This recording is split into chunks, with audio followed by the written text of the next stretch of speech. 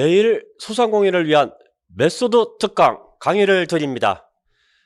자, 오늘의 주제는 스몰 비즈니스에 적합한 효율적인 인력, 자금 운용법입니다. 지금 방송 자체는 코로나19 방역 수칙을 준수하면서 안정적으로 촬영하고 있습니다.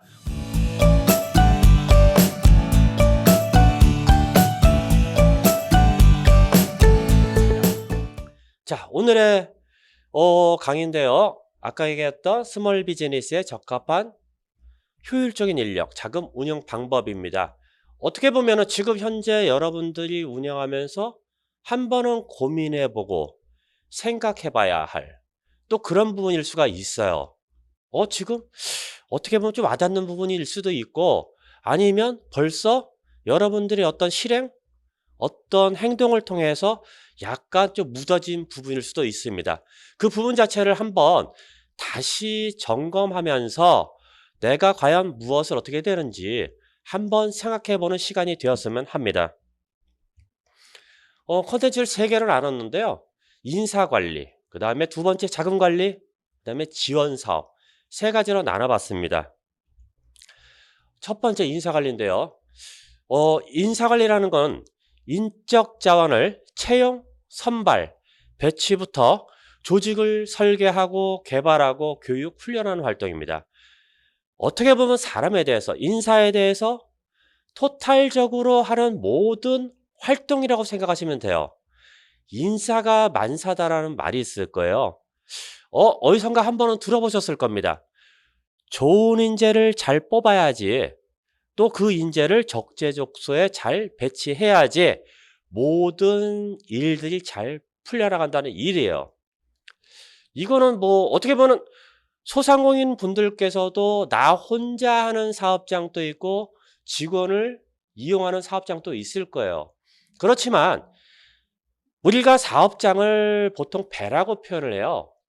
배라는 거는 나 혼자 저을 수 있는 배도 있지만, 자, 배 규모가 커지면 어떻게 되겠어요? 사업장의 규모가 커지면 커질수록, 아니면 사업이 확대될수록 결국 직원이 들어간다는 얘기예요. 그 직원 자체를 언제, 어디에, 어떻게 배치하느냐에 따라서 배가 원활하게 가느냐, 사업이 원활하게 진행되느냐, 아니면 사업이 멈추느냐, 이렇게 또 2가지로 생각할 수가 있습니다. 그래서 직원관리 부분도 사업장 운영에서 굉장히 중요한 부분이에요. 그래서 꼭 명심하셔야 됩니다. 예전에 피터 드러커라는 분이 한번 얘기하셨는데요. 만약 어떤 사람이 리더가 되었다면 그는 더 이상 사람이 아니라 조직 그 자체다, 이런 얘기를 했어요. 한번 의미심장하게 생각해볼 내용이라고 생각합니다. 좌측에 보니까 이미지 있죠? 두산에서 한 광고를 냈는데요. 사람이 미래다.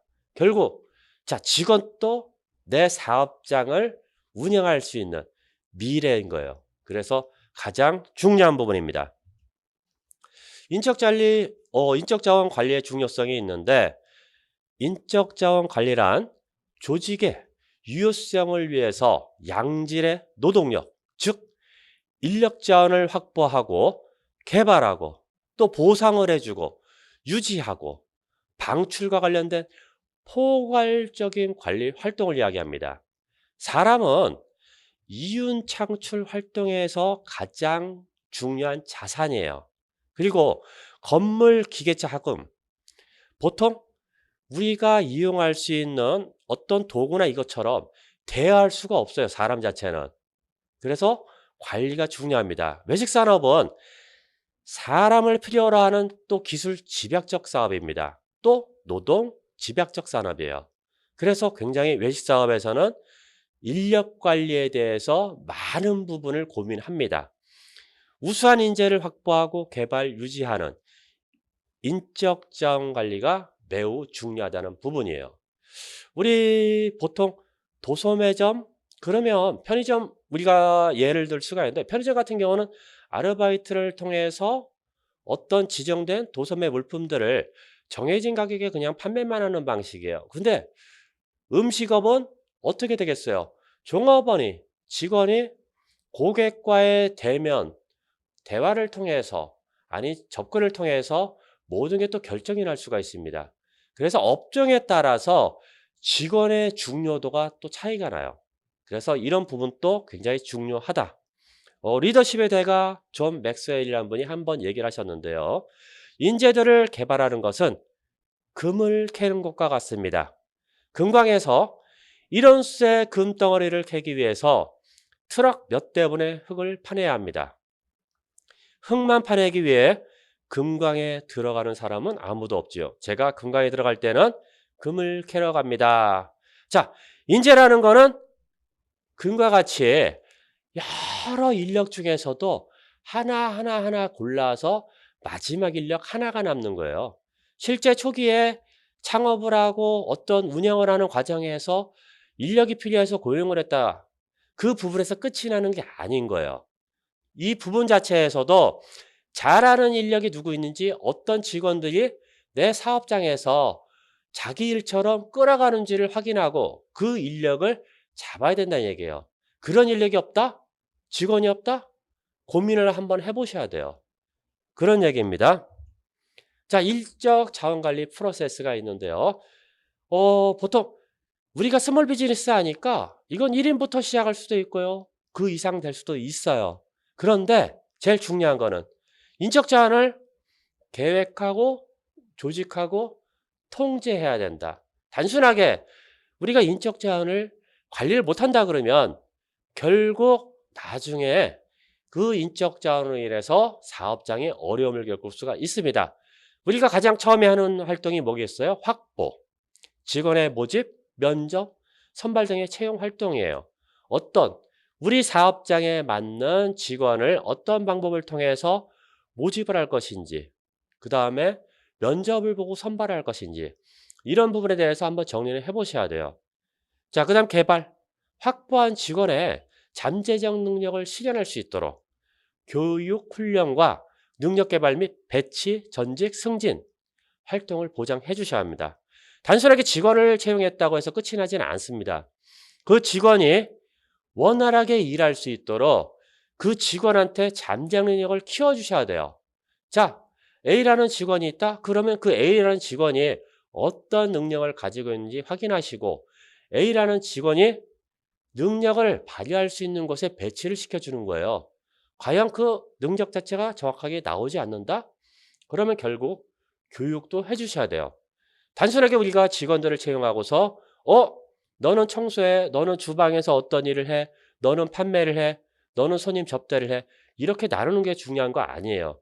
이 부분을 정확하게 이 사람들, 직원들이 인지를 하고서 그 분야 파트에서 적절하게 움직일 수 있게 해줘야 된다는 얘기예요. 그래서 인적 자원 관리에서는 제일 중요한 부분 중에 하나가 개발, 교육이다. 자, 그 다음에 세 번째로 보상입니다. 직원들의 성과를 기본급, 성과금, 인센티브, 복리후생 방식으로 보상을 해주셔야 합니다. 내가 어느 정도 일정 금액의 급여, 월급을 준다고 해서 이 직원들이 모두 100% 만족하지는 않아요. 왜? 급여 생활자 같은 경우는 내가 한 어떤 대가를 또 줬을 때, 받았을 때 그만큼의 만족도를 느낍니다. 그래서 보상이라는 부분도 따로 해주는 것도 괜찮아요.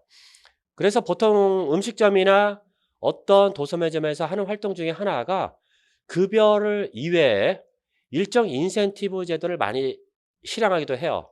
일정 매출 이상 올랐을 경우에 인센티브제로 여러분들한테 어느 정도 혜택을 더 드리겠습니다. 그래서 직원들 자체로 자발적으로 사업장에 활동을 할 수 있는 근거를 만들어주고 있어요.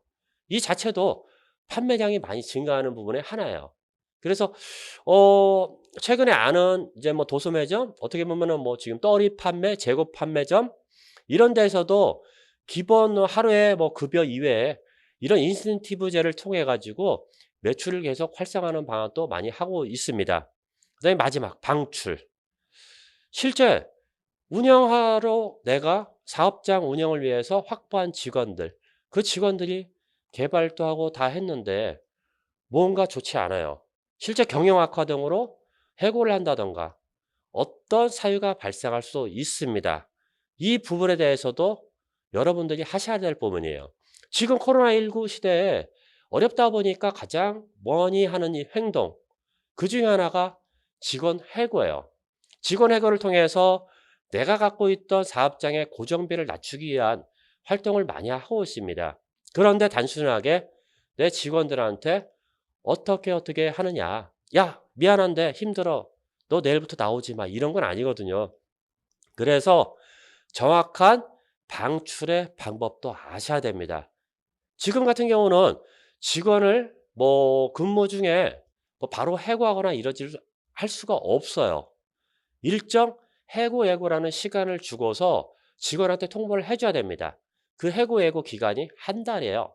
30일 이전에 자, 내가 지금 경영상의 이유로 언제부터 이렇게 사업을 축소를 할 건데 미안하다. 자, 너도 다른 직장을 알아보는 게 좋을 것 같다. 이렇게 해서 예고를 해주셔야 돼요. 30일의 여유를 주는 거는 근로자들이 외부에 취업할 수 있는 시간적인 여유를 주는 겁니다. 그래서 법적인 어떻게 제한된 시간이라고 볼 수가 있어요.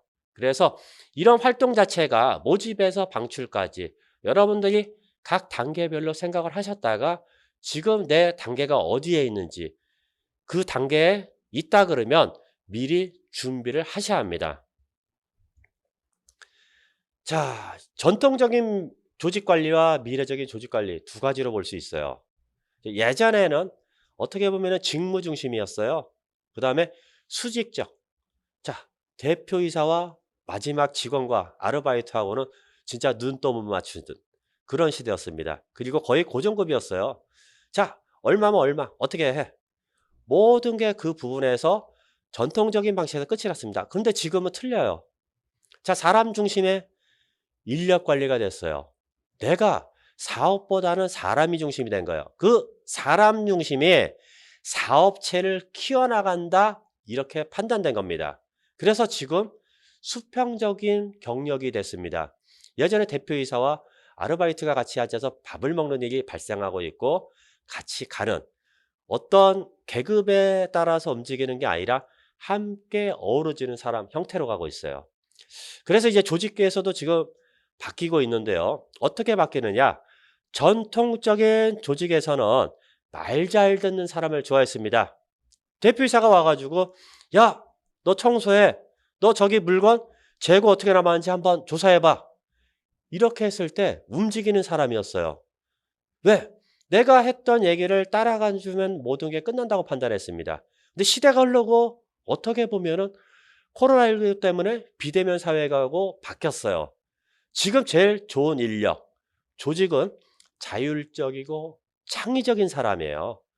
대표이사가 어떤 일을 시키지 않아도 자율적으로 청소하고 재고 관리를 하고 정리하는 사람이 필요하다는 얘기예요. 그래서 과연 내가 지금 현재 고용하고 있는 직원들이 아니면 고용해야 될 직원들이 어떤 위치에 있는지 확인하셔야 돼요. 단순하게 내가 어떤 일을 시켰을 때 움직이는지, 능동적으로 갈 것인지 꼭 이걸 보셔야 되는 겁니다. 직원 자체가 직접 자율적으로 어떤 창의적으로 사업장의 미래를 보고서 움직이지 않는다 그러면 결국 채용해봤자 여러분들한테 독이 될 수 있어요. 그래서 이 부분도 필요합니다. 자, 코로나19가 지금 계속 확산되고 있으니까 환경이 많이 변화됐어요. 실제 2020년에 통계청 자료를 보게 되면은 직원이 없는 자영업자가 점차 증가하고 있습니다. 왜? 뭔가 내가 고정비라는 개념을 줄여야 되고 지금 현재 환경에 맞춰 가야 된다는 개념이에요. 그래서 조직 개편이 자연스럽게 일어나고 있어요. 그 조직 개편 중에서는 인력 감축입니다. 또 인사 기능에 대한 변화도 있어요. 기존 자체에서 막연하게 너 1년 근무했어? 2년 근무했어? 너 그래 뭐 이 정도 급여를 올려줄까? 아니면 너한테 어떤 직급을 줄까? 이런 부분이 아니에요. 지금은 그 어떤 판매, 매출, 자율적인 행동 능력에 따라서 그 사람한테 인센티브를 지원해 주던가 복지에 대한 부분을 혜택을 주다던가 이런 식으로 해서 전체적인 모든 틀이 바뀌고 있다. 이렇게 생각하시면 될 겁니다. 이 지금 환경 변화 자체는 재료비, 인건비 상승이 가장 큰 요인이라고 보시면 돼요. 항상 재료비는 우리가 보통 1년에 1%, 2%씩 계속 상승하고 있습니다. 인건비 똑같아요. 주변에서 항상 얘기해요. 자, 인건비 뭐 몇십 원 올라가지고 뭐 큰 혜택이 있을까요? 근데 소상공인 입장에서 틀려요. 실제 인건비가 8천 얼마라고 정해지지만은 막상 그렇게 8천 얼마를 주는 소상공인은 거의 없을 거예요. 대부분 10,000원이나 15,000원까지도 지급해주고 있습니다. 그런데 40몇 원, 50원이 오르면요. 1,000원 이상의 또 금액이 올라가는 거예요, 형태가.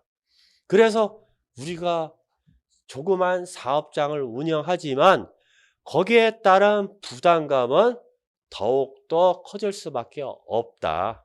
그래서 여러분들이 과연 내가 어느 시점에 서 있는지 다시 한번 생각해 봐야 할 겁니다. 그래서 과연 현재 내가 직원을 정리를 하는 게 맞는 건지 아니면 이 직원들과 함께 사업장의 매출 활성화를 위해서 다시 한번 나아가는 게 맞을 건지 둘 중에 하나를 결정하시는 거예요.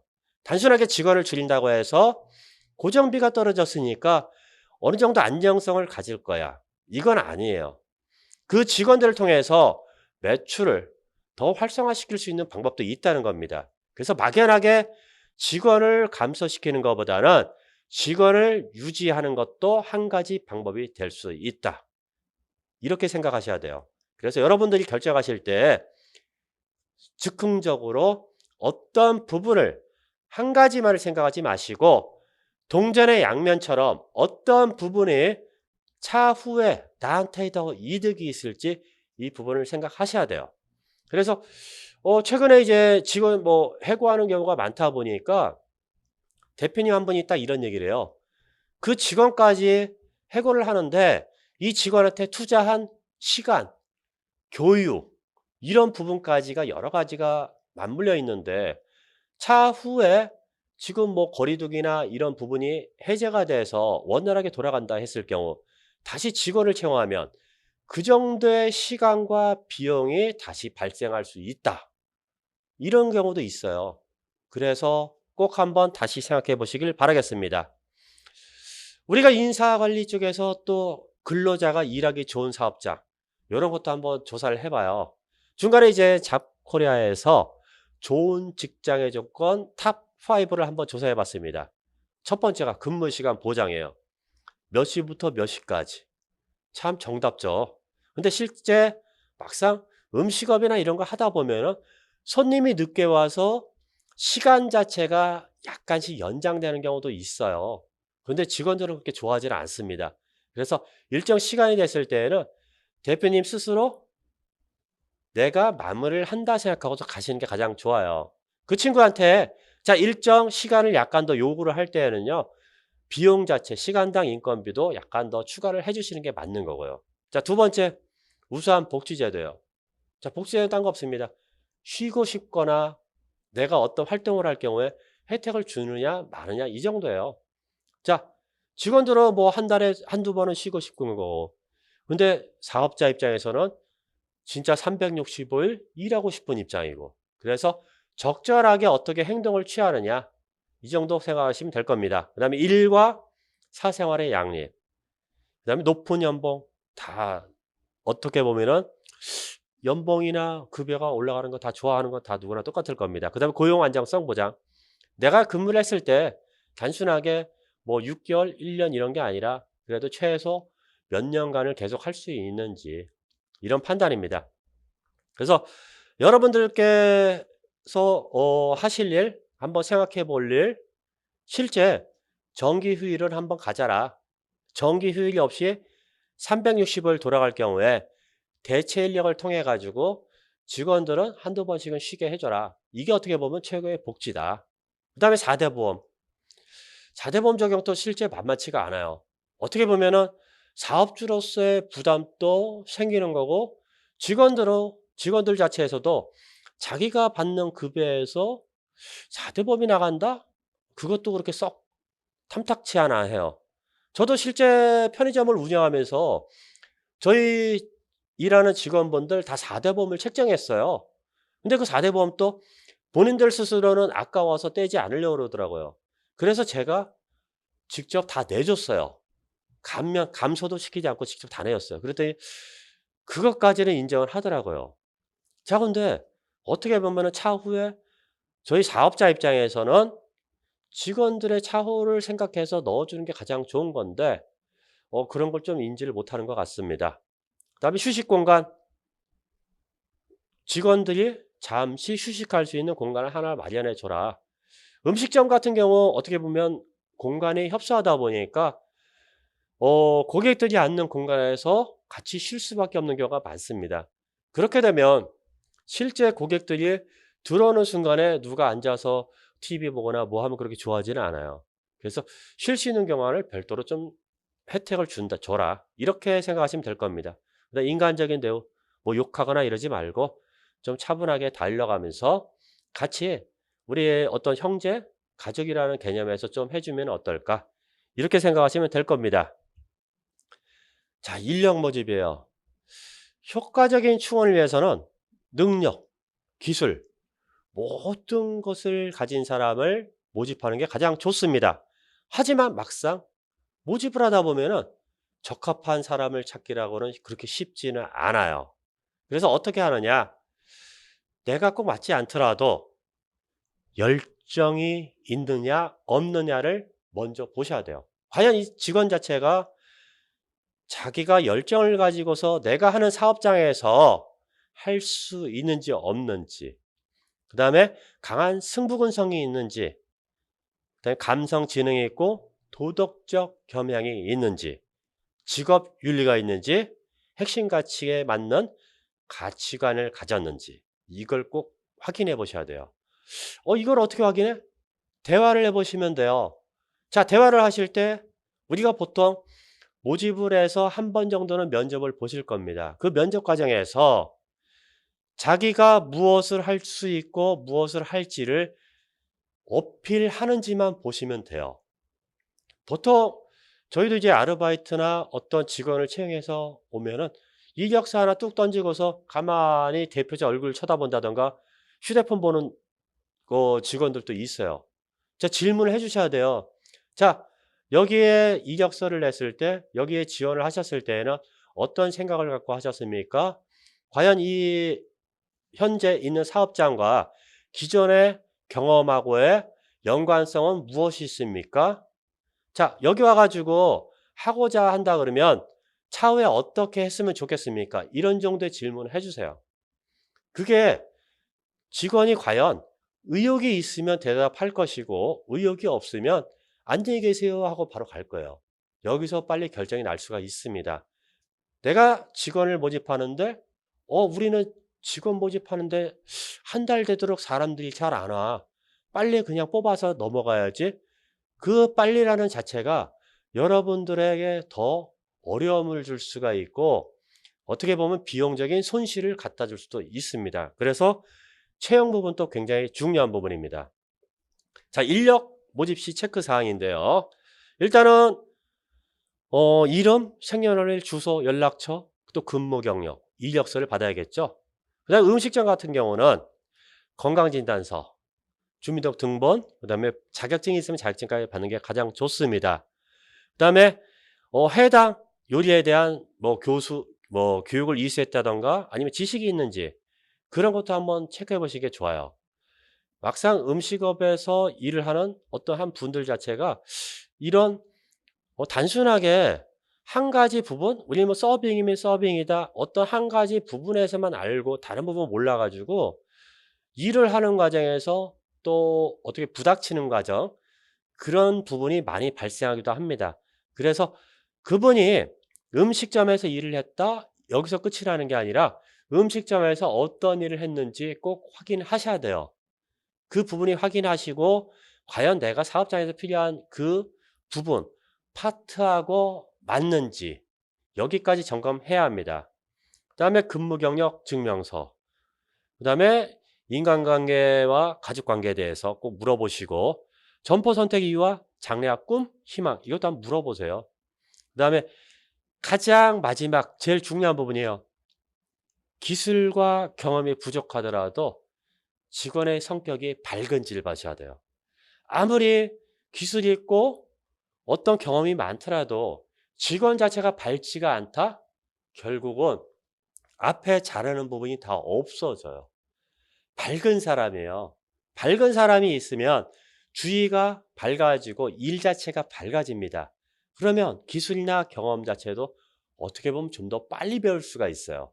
그래서 가장 이것도 저것도 아니다?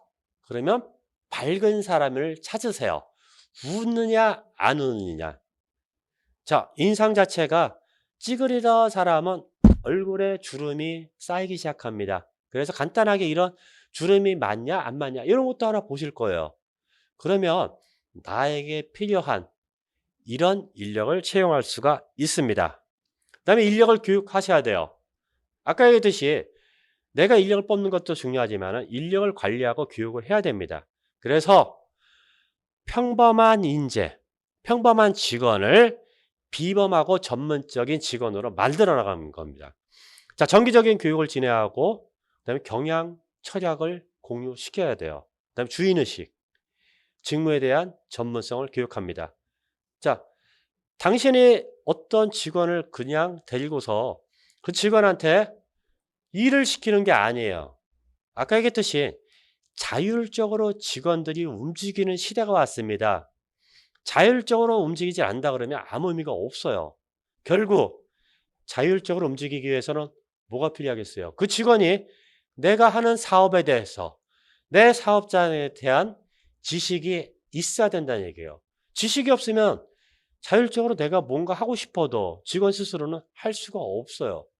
그래서 정기적인 교육을 통해서 자, 우리는 어떤 사업을 하고 있고 이 사업의 목적은 어떤 것이고 고객들은 우리를 볼 때 어떤 식으로 생각한다. 그리고 우리가 고객한테는 어떤 서비스를 제공하고 있다. 단계별로 교육을 시켜주셔야 합니다. 그래야지 직원들도 하나하나 따라올 수 있어요. 여기에서 가장 중요한 점은 직원은 대표를 보고 따라합니다. 대표가 가만히 계산대에 앉아서 TV만 보고 있으면 직원들도 자연스럽게 TV 쪽으로 시선이 가요.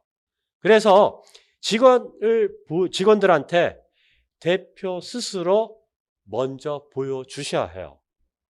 내가 손님이 왔을 때 인사하는 것부터 시작해서 하나 보여주셔야지 아, 내가 저걸 해야 되는구나 판단합니다.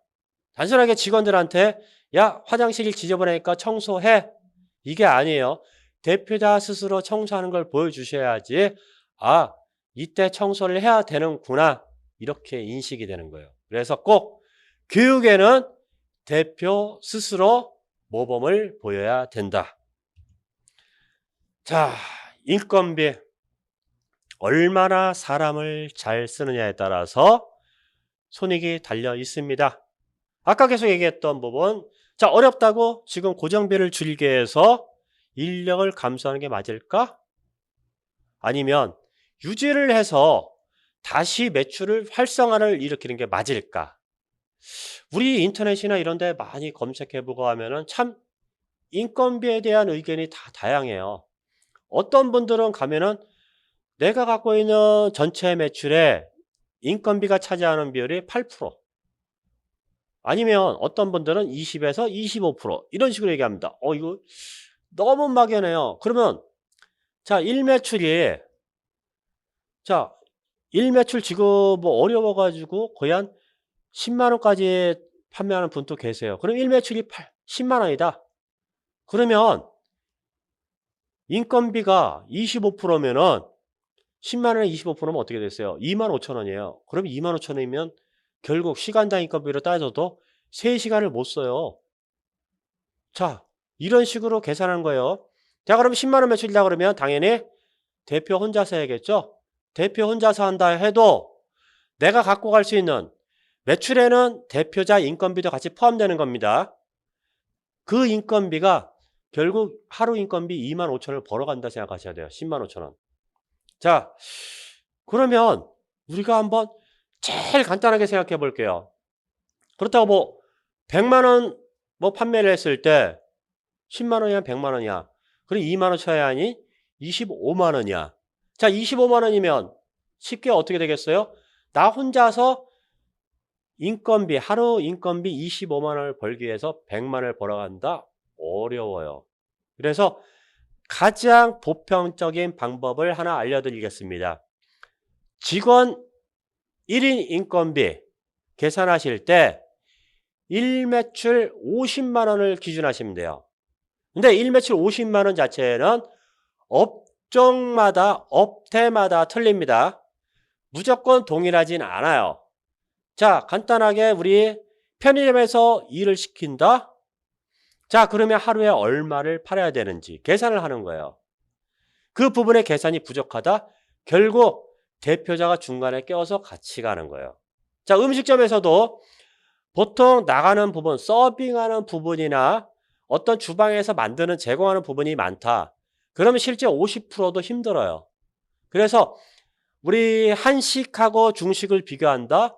그럼 한식 같은 경우는 준비하는 시간과 여러 가지 과정이 있다 보니까 거의 인건비를 잡을 때 30만 원 정도로 잡아요. 근데 중식은 어떻게 보면 즉석에서 나가는 음식인데도 준비하고 고객 앞에까지 나가는 시간이 짧기 때문에 인건비를 50만 원 잡습니다. 이렇듯이 업종과 업태마다 틀려요. 자, 그런데 또 여기서 어떤 거냐? 그러면 우리는 하다 보니까 30만 원에 한 사람은 써야겠어. 매출 30만 원에. 자, 그러면 줄이는 방법이 셀프 서비스가 있어요. 고객들한테 스스로 셀프를 통해서 어떻게 보면 인건비를 줄인다. 이렇게 생각하시면 될 겁니다. 실제 한국외식업중앙회 한국외식산업연구원에서 2017년, 2018년에 조사를 해봤어요. 인건비 비중을. 자, 그런데 우리가 알고 있던 인건비 20%, 25% 아니에요. 자, 2017년에는 35.4%, 2018년에는 40.5% 증가했어요. 자, 지금 어떻게 보면 인건비는 계속 증가하고 있습니다. 여기서 어떻게 인건비를 줄일 수는 없어요. 인건비를 적절하게 활용하는 방법밖에 없습니다. 그 방법 자체는 셀프를 만들어라. 고객들 스스로 우리가 처리해야 될 부분 중에 하나만 처리를 해준다 그러면 거기에 소요되는 인건비가 줄어든다. 이렇게 생각하시면 돼요. 그래서 우리가 어렵다고 바로 인력을 감소시키는 게 아니라 셀프 서비스를 통해서 인력을 감소시키는 것도 한 가지 방법입니다. 그래서 꼭 한번 주변에 한번 둘러보세요. 어떤 식으로 과연 고객들에게 셀프 서비스를 활용하고 있는지. 지금 편의점도 셀프 서비스 편의점도 지금 나와서 활동하고 있습니다. 우리가 고객이 직접 계산대에 가서 계산하고 점원을 거치지 않는 방식이에요. 이런 식으로 인력 감소도 가능하다. 자, 여러분들이 인력을 채용하게 되면은 꼭 하실 일이 있습니다. 고용노동부 표준계약서를 작성하셔야 돼요. 그 계약서에 작성하시고 꼭 서명을 받으세요. 단순하게 구두상으로 어떤 인력하고 어떻게 계약하기로 했다. 야, 너 일해봐. 단순하게 이야기만 하시면 안 돼요. 꼭 계약서 쓰셔야 됩니다. 최근에 저기 경기도 용인 쪽에서 한 사업장에서 연락이 왔는데 계약서를 작성을 안 하셨어요. 근데 그 계약서 작성 안 한 상태에서 거의 한 달 반 정도 있다가 직원이 퇴사를 했습니다. 그리고 퇴사를 하면서 고용노동부에다가 고발을 했어요. 어떤 식으로 고발했냐? 계약서를 작성 안 했습니다. 그리고 구두상 자기가 희망했던 급여보다 적게 줬습니다. 두 가지를 가지고 고발을 했어요. 자, 계약서 작성은 법의 고발 대상입니다. 그래서 생각지도 않은 손실을 떠안고서 오픈 전부터 지금 싸움이 발생돼서 왔다 갔다 하고 있어요. 그래서 꼭 여러분도 단순하게 아르바이트 한 명 채용하더라도 꼭 계약서를 작성하시기 바라겠습니다. 자, 조직 관리에도 방법이 있습니다. 일단 가장 중요한 거 어떻게 보면은 전체적인 부분 중에서 가장 중요하다고 생각하시면 될 거예요. 체계적인 시스템과 매뉴얼을 만들어라. 자, 아침에 문을 열었을 때 무엇을 할 것인지, 저녁에 문을 닫았을 때 어떤 일을 하고 집에 갈 것인지, 중간중간에 고객이 왔을 때 어떻게 할 것인지, 이런 식으로 해요. 시스템과 매뉴얼을 만드셔야 돼요. 자, 여러분들께서 직원들한테 야, 어느 정도 시간 되면 무엇을 하고 손님 왔을 때 뭐 하고 이거 계속 구두상으로 얘기하는 것도 한계치가 있어요. 그래서 매뉴얼까지가 있다 그러면 그 매뉴얼을 통해서 다시 교육을 하는 거예요. 직업 준비가 되지 않다. 우린 뭐 조금 해. 뭐 사람 한두 명 갖고 뭐 그런 얘기해. 이건 아니에요. 언젠가 자, 여러분들이 그 사람 한 명, 두 명 지금 계속 유지할 수 있으면 좋지만 유지가 안 된다? 자, 여러분들이 사업이 잘 돼서 확장을 했을 때는 어떻게 할 거냐 이거예요. 그래서 지금부터라도 한번 생각을 해보세요. 내가 이런 게 없다 그러면 하나하나 오늘부터라도 적어보세요. 그게 여러분들한테 차후에 큰 도움이 될 겁니다. 자, 지금 얘기했던 부분으로 싹 오다 보니까 인력 감소로 인해서 제일 많이 하는 부분, 가족 경영. 벼룩시장에서 한번 조사를 했는데요. 가족 경영 소상공인. 네, 실제 가족 경영 후 가족 관계 만족도가 낮아졌다는 조사가 있습니다. 가족 경영을 왜 해요? 최저임금 상승으로 인건비 감당 못해서. 자, 인건비 자체가 고정비가 계속 지출 나가다 보니까 어떻게 보면 임대료 낼 수 있는 형편이 안 돼서 가족 경영 쪽으로 돌리시는 분도 계세요. 자, 두 번째. 어떻게 보면 효율적 운영. 이것도 좀 이상하고요. 자, 세 번째. 다양한 위기 상황에 대한 빠른 대처. 지금 다양한 위기 상황이죠. 그 다음에 안정적인 가업 승계. 자, 안정적인 가업 승계라는 건 차라리 좋아요. 왜? 지금 사업이 잘 돼서 잘 되는 사업을 가족한테 넘겨주는 방향이니까. 그 대신에 앞서 이야기한 부분들 자체에서는 많이 좋지 않아요. 실제 조사에 따르면은 아까의 조사에서 가족 관계가 만족도가 떨어진다고 그러죠. 저 같은 경우는 딱 여러분들한테 하고 싶은 얘기, 가족 경영은 권하지 않습니다. 가족 경영을 권할 때에는 그 가족 중에서 취업을 하지 못해서 집에서 쉬고 있는 가족이라면 그래도 조금 좋습니다. 그런데 쉬고 있는 직원이 아니라, 가족이 아니라 어떤 취업을 위한 활동을 하고 있다?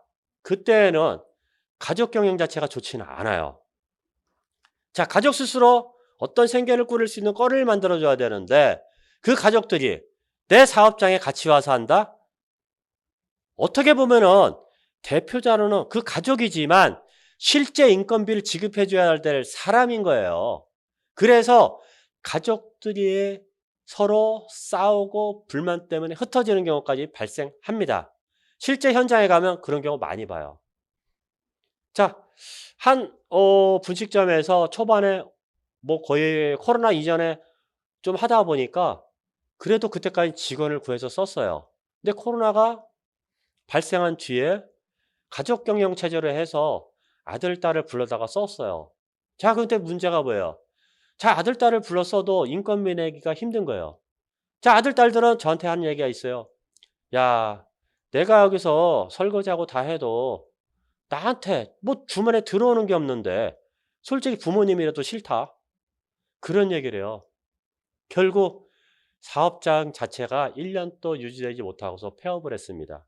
이렇듯이 진짜 가족 경영을 하지 마라. 자, 하단을 보시면 가족 경영을 고려하고 있는 다른 소상공인에게 가족 경영에 대해서 권할 의향이 있냐 하고 질문을 했습니다. 59.1%가 권하고 싶지 않다. 이렇게 말해요.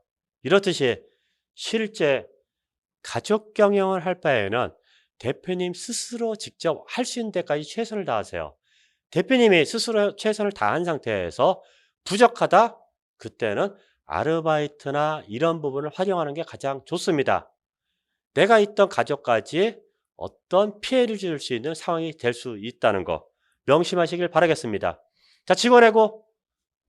아까 마지막 단계에서 해고를 해도 어떤 절차가 있다고 그랬죠? 30일 전에는 미리 해고 의결을 통보하고 그 직원한테 얘기를 해줘라. 그 다음에 사직이 있고 권고사직이 있고 계약기간 만료가 있고 해고가 있습니다. 일방적인 해고는 좋지는 않아요. 그래서 내가 지금 어떤 사정에 있고 이러이러한 사정이니까 언제까지 사업장을 운영하고 이렇게 갈 것이다 라고 얘기를 해주시는 게 가장 좋아요. 권고사직입니다. 이렇게 하면 당사자 간의 합의이기 때문에 차후에 법률적으로 문제가 발생될 게 없어져요. 그래서 꼭 이런 부분 생각해 보셔야 합니다. 그 다음에 일주 근로시간이 15시간 이상의 근로자 1년 이상 근무했다 그러면 퇴직금 꼭 지급해 주셔야 합니다. 자, 자금운용이에요. 어떻게 보면 자금운용도 여러 가지 여러분들 많이 들어보셨을 거예요. 어떻게 보면 창업하고 지금까지도 항상 생각하는 게 자금이고 그 부분입니다. 자기 자금으로 운영해야지 안전한데 일단은 여러분들 스스로 지금 코로나가 오다 보니까 실제 사업자 대출 받으신 분도 있고 주변의 지인한테 끌어다니신 분도 계실 거예요. 자, 이 부분을 정리를 어떻게 할 것인지 계획하셔야 됩니다. 언제부터? 지금 강의를 듣는 순간부터예요. 자, 여러분들이 갖고 온 부채들, 대출금들은 차후에 언젠가 갚아야 될 금액이에요. 자, 그런데 지인한테 빌린 금액, 지인과의 관계가 깨집니다. 가족과의 관계가 깨져요. 그래서 지금부터라도 과연 내가 언제까지 그 빌린 자금을 가지고서 운영을 할 수 있는지 그리고 어떻게 갚을 것인지 계획을 생각해 보세요. 자, 운영 자체가 어렵다? 결국 폐업까지도 생각해 보셔야 합니다. 자, 여러분들을 위해 가지고 다양한 기관에서도 운전자금이나 이런 제도를 통해서 해주고 있어요. 그래서 이런 각 기관의 지원 제도를 활용해서 다시 한번 재기를 모색하는 것도 방법입니다. 여러분들이 안 되는 부분을 다시 한번 점검하고 점검한 부분을 지원 제도를 활용해서 다시 한번 재기해서 성공의 길로 가는 것도 방법이란 얘기예요. 그래서 꼭 한번 중간중간에 찾아보세요. 그러면 여러분들한테 맞는 자금이 다양하게 있습니다. 자, 예비비. 어떻게 보면 여러분들 초반에 내가 갖고 있던 창업자금을 전체 소진한 분도 있지만 그렇지 않은 분도 많으실 거예요. 그래서 내가 과연 갖고 있는 자금, 현재 내 통장에 남아있는 자금이 얼마인지 계산해 보세요. 그리고 그 계산한 자금이 과연 지금 사업장을 계속 유지하고 끌어가야 되는 건지 아니면 내가 취업이나 재창업, 아니 업종전을 위해서 써야 될지 생각해 보세요. 예비비의 목적은 그런 거예요. 재기를 위한 자금입니다. 여러분들이 지금 어렵다고 해서 마무리까지 소진하라는 자금은 아니에요. 그래서 여러분들 스스로 지금 자금이 어느 정도 있는지 다 확인하셔야 돼요. 그 확인된 자금만큼의 활동이에요. 근데 내가 지금 자금이 없다? 빌릴 곳이 없다? 뭔가 있다? 지금 다시 고민해 보세요. 과연 내가 자금에서 어떤 부분이 잘못되어 있는지 그 부분을 고민하시고 어디서 어떻게 수정해야 되는지 계획하셔야 돼요. 지금 그 계획을 잡지 못한다 그러면 한 달, 두 달이 더 어렵고 고비가 될 수 있는 시기가 됩니다. 그래서 꼭 체크해 보시기 바라겠습니다. 그 다음에 자금 관리에서 가장 중요한 부분 신용 등급이다. 여러분들 지금 사업자 대출, 창업 시에 은행 대출 뭔가 받았다? 어떻게 보면 신용이라는 자체는 돈을 뜻하는 거예요. 내가 신용이 있는 만큼 돈을 빌려주는 거거든요. 자, 여기서 과연 내가 어느 정도 신용이 되어 있고 떨어지는지 올라가 있는지 멈춰 있는지 한번 확인해 보세요. 인터넷상에 통해 가지고 신용 상태를 확인할 수가 있으니까 1년에 2번 정도 꼬박꼬박 체크해 주시는 것도 한 가지 방법입니다. 내가 부채가 있다, 뭐가 잘못됐다 다 떠 있어요. 그러면 여기서 내가 관리를 해서 다시 재기를 하느냐 마느냐예요. 한 번 떨어진 신용은 다시 올라가기 힘들다. 그래서 유지를 시킬 수 있는 대안을 찾아보자. 여러분 꼭 한번 점검해 보시기 바라겠습니다. 자, 마지막 지원 사업이에요. 자, 소상공인 정책 자금들이 여러 가지가 있습니다. 성장 기반 자금, 그 다음에 일반 경영 안정 자금, 특별 경영 안전 자금, 이렇게 크게 보면 세 가지가 있는데요. 소상공인 정책 자금 사이트에 가셔가지고 내가 과연 어떤 자금이 나에게 맞는지 한번 찾아보고 점검해 보는 것도 방법입니다. 이 외에도 각 시도 지자체, 여러분들이 거주하는 뭐 시도, 군구의 시청, 군청, 구청 뭐 이런 곳에서도 거기에 맞는 자금이 별도로 형성되어 있어요. 그래서 각 지역구에서도 다시 한번 찾아보세요. 그리고 꼭 활용하세요. 내가 바빠서 몰라서 이거 아니에요. 지금 교육 받았으니까 여러분들이 검색 한번 통해서 찾아보신다 그러면 지금 여러분들한테 도움이 되실 겁니다. 자, 그 다음에 온라인 판로 지원 사업도 여러분들한테 해드리고 있습니다. 여러분들이 지금 비대면으로 인해서 온라인 판매에 대해서 많은 이야기가 나왔을 거예요. 그래서 그런 부분에 대한 교육부터 시작해서 지원까지 하고 있으니까 여러분들이 이런 부분 하나하나까지 지원을 받는다? 여러분들한테 큰 도움이 되실 거라고 생각합니다. 그래서 여러분 늦지 않았어요. 지금 이 순간이 시작이 될 수가 있습니다. 그래서 꼭 한번 찾아보고 지원하길 바라겠습니다. 자, 서비스의 질과 비용, 그 다음에 직원 수, 자금 운영. 결국 사업자가 풀어야 할 숙제입니다. 여러분들이 직접 풀어야 할 숙제예요. 누가 해줄 숙제도 아니고 누구한테 맡겨서 누가 대신 해줄 수도 없습니다. 여러분들이 과연 지금 처한 상황이 어떤지 생각해 보세요. 과연 내가 지금 적절한 어떤 상황에서 어떻게 행동해야 되는지. 여러분들 옆에 직원부터 직원이 없다 그러면 내가 갖고 있는 지금 현재 운영 가능한 자산이 어느 정도 있는지, 그리고 그 자산을 통해서 언제 어디까지 무엇을 어떻게 해야 될지 생각해 보세요. 갖고 있는 자산을 다 소진하게 되면은 여러분들은 재개할 수 있는 한 가지 어떻게 보면 실타래 이 라인을 놓칠 수가 있는 거예요. 그래서 일정 자금만큼은 여러분들의 재기 자금으로 남겨놓으시고 내가 지금 무엇을 해야 될지 다시 한번 점검해 보시면 좋겠습니다. 자, 결국 여러분들 대표자의 결정에 모든 게 해결됩니다. 그래서 여러분들이 하나하나 점검해 나간다 그러면 좋은 결과가 있을 거라고 생각합니다. 자, 궁금하신 사항은 질문 남겨주시고 언제든지 문의 주시면 답변해 드리도록 하겠습니다. 예, 감사합니다.